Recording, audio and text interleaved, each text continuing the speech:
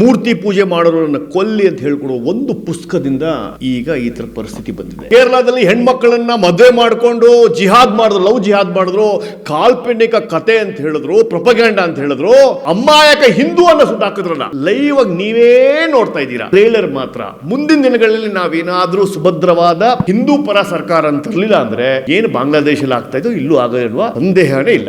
100 ಜನ ಹಿಂದೂಗಳಲ್ಲಿ ಒಬ್ಬ ಮುಸ್ಲಿಂ ಬದುಕಬಹುದು, ಆದ್ರೆ 100 ಜನ ಮುಸ್ಲಿಂ ಅಲ್ಲಿ ಒಬ್ಬ ಹಿಂದೂ ಬದುಕೋದು ತುಂಬಾ ಕಷ್ಟ. ಭಾರತ ಇಸ್ಲಾಂ ರಾಷ್ಟ್ರ ಆಗೋದ್ರಲ್ಲಿ ಸಂದೇಹನೇ ಇಲ್ಲ. ಬಾಂಗ್ಲಾದೇಶ ಸದ್ಯ ಬೂದಿ ಮುಚ್ಚಿದ ಕೆಂಡದಂತಾಗಿರುವಂಥದ್ದು. ಹಾಗಿದ್ರೆ ಬಾಂಗ್ಲಾದೇಶದ ಅರಾಜಕತೆಗೆ ಕಾರಣ ಏನು? ವಿಶ್ವಸಂಸ್ಥೆ ಏನಾದರೂ ಹೊಣೆಗಾರಿಕೆಯನ್ನು ಹೊತ್ಕೊಳ್ಳುತ್ತಾ, ಮಧ್ಯಪ್ರವೇಶ ಮಾಡುತ್ತಾ? ಇಂಥ ಒಂದಷ್ಟು ಪ್ರಶ್ನೆಗಳು ಈಗ ಸದ್ಯ ಚರ್ಚೆ ಆಗ್ತಿರುವಂಥದ್ದು. ಬಹಳ ಮುಖ್ಯವಾಗಿ ಬಾಂಗ್ಲಾದಲ್ಲಿರುವಂತಹ ಹಿಂದೂಗಳ ಮೇಲೆ ಏನು ಇಸ್ಲಾಮಿಕ್ ಗುಂಪುಗಳು ಅಟ್ಟಹಾಸ ಮೆರಿತಾ ಇದೆ ಅನ್ನುವಂತಹ ಒಂದಷ್ಟು ಆರೋಪಗಳು ಕೂಡ ಕೇಳಿಬಂದಿರುವಂಥದ್ದು. ಈ ನಿಟ್ಟಿನಲ್ಲಿ ಈಗ ಬಾಂಗ್ಲಾದೇಶದ ಅಲ್ಪಸಂಖ್ಯಾತರು ಭಾರತಕ್ಕೆ ಬರಬೇಕು ಅಥವಾ ನಮ್ಮ ಪ್ರಾಣವನ್ನು ಕಾಪಾಡುವಂತಹ ನಿಟ್ಟಿನಲ್ಲಿ ಭಾರತಕ್ಕೆ ಕರೆಸ್ಕೊಳ್ಳಿ ಅನ್ನುವಂತಹ ಮನವಿಯನ್ನು ಕೂಡ ಈಗ ಸದ್ಯ ಮಾಧ್ಯಮದ ಮೂಲಕ ಪ್ರಧಾನಮಂತ್ರಿ ಮೋದಿಯವರಿಗೆ ಪತ್ರವನ್ನು ಬರೆಯುವಂಥದ್ದು ಅಥವಾ ಹೇಳಿಕೆಗಳನ್ನು ಕೊಡುವಂಥದ್ದು ಈಗ ಸದ್ಯ ಚರ್ಚೆ ಆಗ್ತಿರುವಂಥದ್ದು.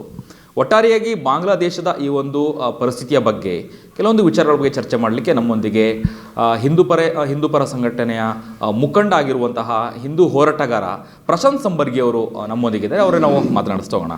ಸರ್, ಒಟ್ಟಾರೆಯಾಗಿ ಬಾಂಗ್ಲಾದೇಶದ ಒಂದಷ್ಟು ವಿಚಾರಗಳು ಚರ್ಚೆ ಆಗ್ತಿರುವಂಥದ್ದು ನೀವು ಕೂಡ ನೋಡಿದಿರಿ. ಅರಾಜಕತೆಗೆ ಏನು ಕಾರಣ? ಹಿಂದೂಗಳ ಮೇಲೆ ಅಟ್ಟಹಾಸ, ಇದೆಲ್ಲದೂ ನೋಡ್ತಿದ್ರಿ. ಈ ಏನು ಅನ್ಸುತ್ತೆ, ಎಲ್ಲಿಗೆ ಹೋಗಿ ಮುಟ್ಟುತ್ತೆ ಈ ವಿಚಾರ ಅನ್ನುವಂಥದ್ದು? ಕೇವಲ ಒಂದು ಪುಸ್ತಕದಲ್ಲಿ ಏನು ಬರೆದಿದ್ದಾರೆ, ಕಾಫಿರೋ ಕೋ ಮಾರೋ, ಮೂರ್ತಿ ಪೂಜೆ ಮಾಡೋರನ್ನ ಧಿಕ್ಕರಿಸಿ, ಮೂರ್ತಿ ಪೂಜೆ ಮಾಡೋರನ್ನ ಕೊಲ್ಲಿ ಅಂತ ಹೇಳ್ಕೊಡೋ ಒಂದು ಪುಸ್ತಕದಿಂದ ಈಗ ಈ ಥರ ಪರಿಸ್ಥಿತಿ ಬಂದಿದೆ. ಇದೇ ಪರಿಸ್ಥಿತಿಯನ್ನು 1990ರಲ್ಲಿ ಕಾಶ್ಮೀರಲ್ಲಿ ನೋಡಿದ್ವಿ. ಯಾರು ಈ ಸೆಕ್ಯುಲರ್ ಅಂತ ಹೇಳ್ಕೊಂಡು ಸುತ್ತಾಡ್ತಾ ಇದ್ದಾರೆ, ಯಾರು ಕಾಶ್ಮೀರ್ ಸ್ಟೋರಿ ಪ್ರೊಪಗ್ಯಾಂಡ ಅಂತ ಹೇಳಿದ್ರು, ಯಾವುದು ಕೇರಳದಲ್ಲಿ ಹೆಣ್ಮಕ್ಳನ್ನ ಮದುವೆ ಮಾಡಿಕೊಂಡು ಜಿಹಾದ್ ಮಾಡಿದ್ರು, ಲವ್ ಜಿಹಾದ್ ಮಾಡಿದ್ರು, ಕಾಲ್ಪನಿಕ ಕತೆ ಅಂತ ಹೇಳಿದ್ರು, ಪ್ರೊಪಗ್ಯಾಂಡ ಅಂತ ಹೇಳಿದ್ರು, ನಿಮಗೋಸ್ಕರ ಹಿಂದೂ ಅಲ್ಲಿ ಬಾಂಗ್ಲಾದೇಶದಲ್ಲಿ ಆಗ್ತಾ ಇರುವ ಹಿಂದೂವನ್ನು ಸಾಯಿಸ್ತಿರುವ ಲೈವ್ ಟೆಲಿಕಾಸ್ಟನ್ನು ಕೊಡ್ತಾ ಇದ್ದೀವಿ ನಿಮಗೆ. ಈಗಲಾದರೂ ಕರ್ನಾಟಕದಲ್ಲಿ ಭಾರತದಲ್ಲಿರ್ತಕ್ಕಂಥ ಸೆಕ್ಯುಲರ್ ಹಿಂದೂಗಳು ಎಚ್ಚೆತ್ಕೊಳ್ಬೇಕು. ಒಂದು ಪುಸ್ತಕದಲ್ಲಿ ಬರೆದಿರೋ ರೀತಿಯೇ ಆಗ್ತಾ ಇದೆ. ನಿಮಗೇನು ಡೈಲಿ ಅಪ್ಡೇಟ್ ಕೊಡಬೇಕಾ? ಎಲ್ಲೆಲ್ಲಿ ಇಸ್ಲಾಂ ಅವ್ರು ಏನೇನು ಮಾಡ್ತಾ ಇದ್ದಾರೆ ಅಂತ ಡೈಲಿ 14,000 ವರ್ಷಗಳಿಂದ 1400 ಇಯರ್ಸಿಂದ ಆಗುವ ಪ್ರತಿಯೊಂದು ಇತಿಹಾಸದ ಪುಟಗಳಲ್ಲಿ ಯಾರ್ಯಾರು ಎಲ್ಲೆಲ್ಲಿದ್ದರು ಅಂತ. ಅಫ್ಘಾನಿಸ್ತಾನದಲ್ಲಿದ್ದ ಹಿಂದೂಗಳು ಕಣ್ಮರೆಯಾಗಿದ್ದಾರೆ. ಪಾಕಿಸ್ತಾನದಲ್ಲಿದ್ದ ಹಿಂದೂಗಳು 1947 ಬಾರ್ಡರ್ ಡಿವಿಷನ್ ಆದಾಗಲೇ 5% ಉಳ್ಕೊಂಡಿದ್ರು, ಈಗಿರೋದು ಕೇವಲ 1%, ಅಲ್ಲೂ ಕಣ್ಮರೆ ಆಗ್ತಾ ಇದ್ದಾರೆ. ಬಾಂಗ್ಲಾದೇಶದಲ್ಲಿ 100% ಇತ್ತು ಅವರಿಗೆ ಸ್ವತಂತ್ರ ಬಂದಾಗ, ನಾವು ಕೊಡಿಸಿದ್ದು ಸ್ವತಂತ್ರ ಅವರಿಗೆ, ಈಗ ಕೇವಲ 2% ಆಗಿದ್ದಾರೆ. ಸೊ ಕೇವಲ ಒಂದು ಪುಸ್ತಕದಿಂದ ಈ ಥರ ಆಗ್ತಾ ಇದೆ ಅಂದಾಗ ನಾವು ಎಚ್ಚೆತ್ಕೊಳ್ಬೇಕು. ಒಂದು ಸರ್ಕಾರವನ್ನು ಹಿಂದೂಗೋಸ್ಕರ, ಹಿಂದೂವನ್ನು ಪ್ರೊಟೆಕ್ಷನ್ ಮಾಡುವ ಸರ್ಕಾರವನ್ನು ತರಬೇಕು ಅನ್ನೋ, ವೋಟ್ ಮಾಡಬೇಕು ಅನ್ನೋ ಕಲ್ಪನೆಯನ್ನು ಈಗ ಲೈವ್ ಟೆಲಿಕಾಸ್ಟ್ ಆಗ್ತಾ ಇದೆಯಲ್ಲ. ಬಾಂಗ್ಲಾದೇಶಲ್ಲಿ ದಾಸನ್ನು ಸುಟ್ಟಾಕಿದ್ರಲ್ಲ, ಅಮ್ಮಾಯಕ ಹಿಂದೂವನ್ನು ಸುಟ್ಟಾಕಿದ್ರಲ್ಲ, ಒಬ್ಬ ಮಂಡಲ್ ಅಂತ ಒಬ್ಬ ಅಮಾಯಕ ಹಿಂದೂವನ್ನು ಸುಟ್ಟಾಕಿದ್ರಲ್ಲ. ಲೈವ್ ಆಗಿ ನೀವೇ ನೋಡ್ತಾ ಇದ್ದೀರಾ. ಇದಕ್ಕಿಂತ ನಿಮಗೇನು ಸಾಕ್ಷಿ ಬೇಕು ಅನ್ನೋ ಪ್ರಶ್ನೆಯನ್ನು ನಾನು ಪ್ರತಿಯೊಂದು ಸೆಕ್ಯುಲರ್ ಹಿಂದೂವನ್ನು ಕೇಳ್ತಾ ಇದ್ದೀನಿ. ಇದಕ್ಕೆ ಲೈವ್ ಏನು ಬೇಕು ನಿಮಗೆ? 1400 ಇಯರ್ಸಲ್ಲಿ ಈ ಗ್ರಂಥ ಏನು ಹೇಳ್ಕೊಟ್ಟಿದೆ ಅನ್ನೋದನ್ನು ನೀವು ಪರಿಪರಿಯಾಗಿ ನೋಡಿದ್ದೀರಾ. ಬರೀ ನಾವು ಬೆಂಗಳೂರಲ್ಲಿ ನೋಡಿದ್ದು DJ ಹಳ್ಳಿ, KJ ಹಳ್ಳಿ, ಹುಬ್ಳಿಯಲ್ಲಿ ನೋಡಿದ್ದು ಪೊಲೀಸ್ ಸ್ಟೇಷನ್ ಬೆಂಕಿ, ಶಿವಮೊಗ್ಗದಲ್ಲಿ ನೋಡಿದ್ದು ಅನೇಕ ಹಿಂದೂ ಕಾರ್ಯಕರ್ತರ ಸಾವು, ಕೇರಳದಲ್ಲಿ ನೋಡಿದ್ದು ಕೆಲವೊಂದು ಹಿಂದೂ ಕಾರ್ಯಕರ್ತರ ಸಾವು. ಇದು ಬರೀ ಟ್ರೇಲರ್ ಮಾತ್ರ. ಮುಂದಿನ ದಿನಗಳಲ್ಲಿ ನಾವೇನಾದರೂ ಸುಭದ್ರವಾದ ಹಿಂದೂ ಪರ ಸರ್ಕಾರ ಅಂತ ತರಲಿಲ್ಲ ಅಂದರೆ ಏನು ಬಾಂಗ್ಲಾದೇಶಲ್ಲಿ ಆಗ್ತಾಯಿದ್ದು ಇಲ್ಲೂ ಆಗಲ್ವಾ, ಸಂದೇಹನೇ ಇಲ್ಲ. ಓಕೆ, ಒಂದಷ್ಟು ಈಗ ಹಿಂದೂ ಕಾರ್ಯಕರ್ತರ ಮೇಲೆ ಅಟ್ಯಾಕ್ ಆಗ್ತಿದೆ ಇಸ್ಲಾಮಿಕ್ ಧರ್ಮದ ಒಂದು ಪಂಗಡಗಳಿಂದ, ಗುಂಪುಗಳಿಂದ. ಅಲ್ಲಿರುವಂಥ ಅಲ್ಪಸಂಖ್ಯಾತರು ಭಾರತಕ್ಕೆ ಬರ್ತೀವಿ ಅಂದರೆ ನಮ್ಮ ಜೀವವನ್ನು ಉಳಿಸ್ಕೊಳ್ಳುವಂಥ ನಿಟ್ಟಿನಲ್ಲಿ ನಮ್ಮನ್ನು ಕರೆಸ್ಕೊಳ್ಳಿ ಅನ್ನುವಂತಹ ಒಂದು ಮನವಿಯನ್ನು ಕೂಡ ಮಾಡಿದ್ದಾರೆ ಅಂತ ಹೇಳ್ತಿದ್ದಾರೆ.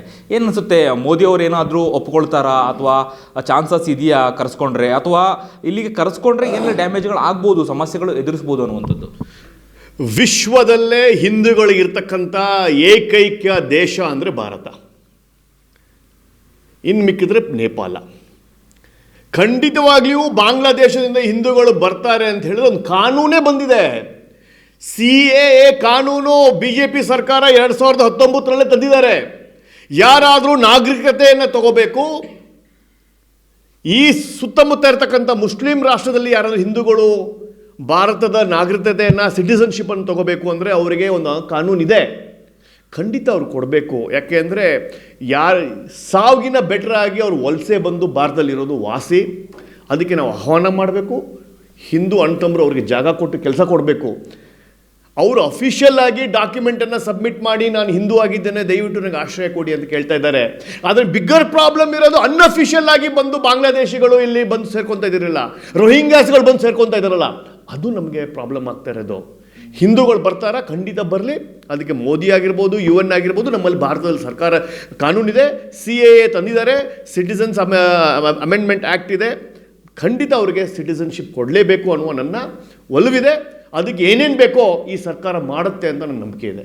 ಓಕೆ, ವಿಶ್ವಸಂಸ್ಥೆ ಮಧ್ಯಪ್ರವೇಶ ವಹಿಸುತ್ತಾ ಏನಾದರೂ ಈ ಒಂದು ಸಮಸ್ಯೆಗಳನ್ನು ಪರಿಹಾರ ಮಾಡುವಂಥ ನಿಟ್ಟಿನಲ್ಲಿ ಒಂದು ಅರಾಜಕತೆ, ಅಲ್ಲಿರುವಂಥ ಒಂದು ರೀತಿಯಾಗಿ ಹಿಂಸಾಚಾರ, ಇದೆಲ್ಲದೂ ನೋಡ್ತಾ ಇದ್ದರೆ ವಿಶ್ವಸಂಸ್ಥೆ ಏನಾದರೂ ಮಧ್ಯಪ್ರವೇಶ ವಹಿಸಿದರೆ ಸಮಸ್ಯೆ ಏನಾದರೂ ಕಡಿವಾಣ ಹಾಕ್ಬೋದು ಅನ್ನುವಂಥದ್ದು, ಅಥವಾ ಹೇಗೆ?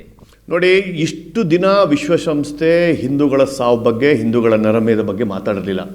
ಆದರೆ ಯಾವಾಗ ದಾಸಿನ ಪೊಲೀಸ್ ಸ್ಟೇಷನಿಂದ ಒಂದು ಕ್ರೌಡ್ ಕೊಟ್ಟು ಅವನಿಗೆ ಬೆಂಕಿ ಹಚ್ಚೋದಿದೆಯಲ್ಲ, ಲೈವ್ ಮಾಡಿದ್ರಲ್ಲ ಫೇಸ್ಬುಕ್ಗಳಲ್ಲಿ, ಯೂಟ್ಯೂಬ್ಗಳಲ್ಲಿ, ಕಾಫಿರೋಂಕೋ ಮಾರೋ, ಕಾಫಿರೋನ ಸಾಯಿಸಿ ಅಂತ ಹೇಳಿದ್ರಲ್ಲ, ಅದು ವಿಶ್ವದ ಅನೇಕ ಚಿಂತಕರನ್ನು ನಿದ್ದೆಯಿಂದ ಎಬ್ಬಿಸಿದೆ. ಹಾಗೇನೇ UN ಮಲಗಿದ್ದನ್ನು ಎಬ್ಬಿಸಿದೆ. ಈವನ್ ಕೇವಲ ನಿಮ್ಮ ಪ್ರೆಸ್ ನೋಟಲ್ಲಿ ಅದನ್ನು ನಿಂದನೆ ಮಾಡೋದಲ್ಲದೆ ಅದ್ರ ಬಗ್ಗೆ ಆ್ಯಕ್ಷನ್ ಆಗಬೇಕು ಅಂತ ಒಂದು ಗ್ಲೋಬಲ್ ಪೊಲಿಟಿಕಲ್ ಸಿಸ್ಟಮಲ್ಲಿ ಒಂದು ಗ್ಲೋಬಲ್ ಮೆಸೇಜನ್ನು UN ಕೊಟ್ಟಿದೆ. ಆದರೆ ನಾವು UN ನಂಬ್ಕೊಂಡಿರೋಕ್ಕಾಗೋದಿಲ್ಲ. ನಮ್ಮ ಹಿಂದೂಗಳನ್ನು ಕಾಪಾಡೋ ಹಕ್ಕು ನಮ್ಮದು, ಅದು ನಮ್ಮ ಧರ್ಮ, ಸನಾತನ ಧರ್ಮ. ಯಾವತ್ತೂ ಹೇಳೋದು ನಾವು ಎಲ್ಲರೂ ಅಣ್ಣ ತಮ್ಮರು ಅಂತ. ನಾವು ಅವರನ್ನು ಕರ್ಕೊಂಡು ವಸುದೈವಿಕ ಕುಟುಂಬಕಂ ಅಂತ ನಾವೇನೋ ಒಂದು ಕಾನ್ಸೆಪ್ಟನ್ನು ಇಟ್ಕೊಂಡಿದ್ವಿ, ಅದ್ರ ಬಗ್ಗೆ ನಾವು ಜೀವನ ಮಾಡಬೇಕು. ಮೋದಿ ಸಾಹೇಬರು ಮುಂದಿನ ದಿನಗಳಲ್ಲಿ ಯಾರ್ಯಾರು ಡಿಸ್ಪ್ಲೇಸ್ ಆಗಿದ್ದಾರೆ ಹಿಂದೂಸ್ಗಳು, ಅಫ್ಘಾನಿಸ್ತಾನ ಆಗಿರ್ಬೋದು, ಪಾಕಿಸ್ತಾನ ಆಗಿರ್ಬೋದು, ಶ್ರೀಲಂಕಾ ಆಗಿರ್ಬೋದು, ಯಾರು ಬೇಕಾದರೂ ಪೌರತ್ವ ಅಥವಾ ಸಿಟಿಸನ್ಶಿಪ್ಗೆ ಅಪ್ಲೈ ಮಾಡಿದ್ರೆ 15 ದಿನಗಳಲ್ಲಿ ಅವ್ರಿಗೆ ಸಿಗುತ್ತೆ. ಓಕೆ, ಇನ್ನು ಬಾಂಗ್ಲಾದೇಶದಲ್ಲೇ ನಾವು ಕೂಡ ವರದಿಗಳನ್ನು ನೋಡ್ತಾ ಇದ್ವಿ. ಹಿಂದೂಗಳ ಮೇಲೆ ಅಂದರೆ ಅಲ್ಲಿ ಹೋಗಿ ಬೆಂಕಿಯನ್ನು ಹಚ್ಚಿರುವಂಥದ್ದು, ಅಂದರೆ ಅವರು ಪ್ರಾಣವನ್ನು ಕಾಪಾಡ್ಕೊಳ್ಳಲಿಕ್ಕೆ ಮನೆ ಹಿಂಬಾಗಲಿಂದ ಬೇಲಿಯನ್ನು ಹಾರಿ ಅವ್ರ ಜೀವನ ಕೂಡ ಉಳಿಸ್ಕೊಂಡಿದ್ದಾರೆ. ಎಲ್ಲಿವರೆಗೆ ಹೋಗಿ ಮುಟ್ಟತ್ತೆ? ಒಂದು ಪುಸ್ತಕದಿಂದ ಈ ರೀತಿಯಾಗಿ ಪ್ರಚೋದನೆ ಆಯಿತು ಯುವಕರು ಅಂತ ಹೇಳಿದ್ರೆ ಯಾವ ರೀತಿಯಾಗಿ ಹೋಗುತ್ತೆ ಅನ್ನುವಂಥದ್ದು, ಯುವಕರು ಹೇಗೆ ಅದನ್ನು ರಿಸೀವ್ ಮಾಡ್ಕೊಳ್ತಾರೆ ಅನ್ನುವಂಥದ್ದು. ಇಸ್ಲಾಂ ಧರ್ಮದಲ್ಲಿ ಅನ್ಯ ಧರ್ಮದ ಇರೋರಿಗೆ ಅವಕಾಶ ಇಲ್ಲ. 100 ಜನ ಹಿಂದೂಗಳಲ್ಲಿ ಒಬ್ಬ ಮುಸ್ಲಿಂ ಬದುಕ್ಬೋದು.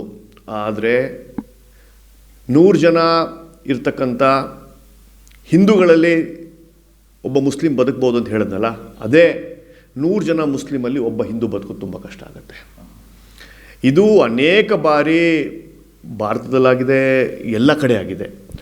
ಮುಂದಿನ ದಿನಗಳಲ್ಲಿ ನಾವು ಇದಕ್ಕೆ ಕಡಿವಾಣ ಹಾಕಲಿಲ್ಲ ಅಂದರೆ, ಒಂದು ಫಂಡಮೆಂಟಲ್ ಇಸ್ಲಾಮಿಕ್ ರಿಲಿಜನ್ ಹೇಟ್ರೆಡನ್ನು ನಾವು ಕಡಿವಾಣ ಹಾಕಲಿಲ್ಲ ಅಂದರೆ ಭಾರತದ ಡೆಮೋಗ್ರಫಿಕ್ ಚೇಂಜ್ ಆಗುತ್ತೆ, ಪಾಪ್ಯುಲೇಷನ್ ಏರುಪೇರಾಗುತ್ತೆ.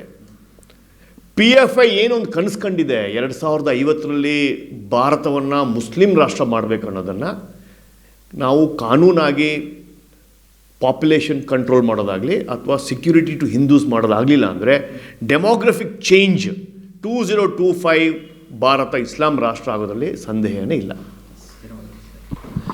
ಇದಿಷ್ಟು ಹಿಂದೂ ಮುಖಂಡ ಪ್ರಶಾಂತ್ ಸಂಬರ್ಗಿ ಅವರ ಮಾತುಗಳಾಗಿತ್ತು. ಕ್ಯಾಮ್ರಾ ಪರ್ಸನ್ ಕೀರ್ತನ್ ಜೊತೆ ಅಭಿಜಿತ್ ಗಣೇಶ್, ಕರ್ನಾಟಕ ಟಿವಿ, ಬೆಂಗಳೂರು. ಸಂಕ್ರಾಂತಿ ಹಬ್ಬದ ಪ್ರಯುಕ್ತ ಆಡ್6 ಮತ್ತು ಕರ್ನಾಟಕ ಟಿವಿ ವತಿಯಿಂದ ರಾಜ್ಯ ಮಟ್ಟದ ಸಂಕ್ರಾಂತಿ ರಂಗೋಲಿ ಸ್ಪರ್ಧೆ. ಕಾರ್ಯಕ್ರಮದ presenting sponsor Saptagiri university. Associate sponsor Jeeni slim. Jeeni ಮನೆಯಲ್ಲಿದ್ರೆ ನೀವು ಸ್ಲಿಮ್ ಆಗೋದು guarantee. Co sponsor Nandana palace, legendary Andhra restaurant chain. KMF Nandini, ನಮ್ಮ ನಂದಿನಿ ನಮ್ಮ ಹೆಮ್ಮೆ. KSDL ಮೈಸೂರು ಸ್ಯಾಂಡಲ್ 100% ಶುದ್ಧ ಶ್ರೀಗಂಧದ ಎಣ್ಣೆಯಿಂದ ತಯಾರಿಸಿದ ಏಕೈಕ ಸಾಬೂನು. ಶ್ರೀ ಸಾಯಿ ಗೋಲ್ಡ್ ಪ್ಯಾಲೇಸ್, ನಿಮ್ಮ ವಿಶೇಷ ಸಂದರ್ಭಗಳ ಸಂಗಾತಿ. ರಾಜ್ಯಾದ್ಯಂತ ಬೆಂಗಳೂರು ಸೇರಿ 35 ಕೇಂದ್ರಗಳಲ್ಲಿ ಸಂಕ್ರಾಂತಿ ರಂಗೋಲಿ ಸ್ಪರ್ಧೆ. ರಂಗೋಲಿ ಬಿಡಿ, ಆಕರ್ಷಕ ಬಹುಮಾನ ಗೆಲ್ಲಿ. ಜಿಲ್ಲಾವಾರು ವಿಜೇತರಿಗೆ ಬೆಂಗಳೂರಿನಲ್ಲಿ ಜನವರಿ 18ರಂದು ಗ್ರ್ಯಾಂಡ್ ಫಿನಾಲೆ. ಅರ್ಹತಾ ಸುತ್ತಿನ ಮೊದಲ ಬಹುಮಾನ 5,000 ರೂಪಾಯಿ, ದ್ವಿತೀಯ ಬಹುಮಾನ 3,000 ರೂಪಾಯಿ, ತೃತೀಯ ಬಹುಮಾನ 2,000 ರೂಪಾಯಿ, ಫಿನಾಲೆಯ ಮೊದಲ ಬಹುಮಾನ 30,000 ರೂಪಾಯಿ, ದ್ವಿತೀಯ ಬಹುಮಾನ 20,000 ರೂಪಾಯಿ, ತೃತೀಯ ಬಹುಮಾನ 10,000 ರೂಪಾಯಿ. ಹೆಚ್ಚಿನ ಮಾಹಿತಿಗಾಗಿ ನೋಡ್ತಾ ಇರಿ ಕರ್ನಾಟಕ ಟಿವಿ. ಯಾರಾಗ್ತಾರೆ ಎಂಎಲ್ಎ ಅಭ್ಯರ್ಥಿ 2028 ಶೀಘ್ರದಲ್ಲೇ. ಪ್ರತಿದಿನ ಒಂದೊಂದು ಕ್ಷೇತ್ರದ ಟಿಕೆಟ್ ಆಕಾಂಕ್ಷಿಗಳ ಸಂಪೂರ್ಣ ಮಾಹಿತಿ ಪೊಲಿಟಿಕಲ್ ಜರ್ನಲಿಸ್ಟ್ ಕೆಎಂ ಶಿವಕುಮಾರ್ ಅವರಿಂದ. ಕರ್ನಾಟಕದ ನಂಬರ್ 1 ಡಿಜಿಟಲ್ ಮೀಡಿಯಾ ನಿಮ್ಮ ನೆಚ್ಚಿನ ಕರ್ನಾಟಕ ಟಿವಿಯಲ್ಲಿ ಮಾತ್ರ.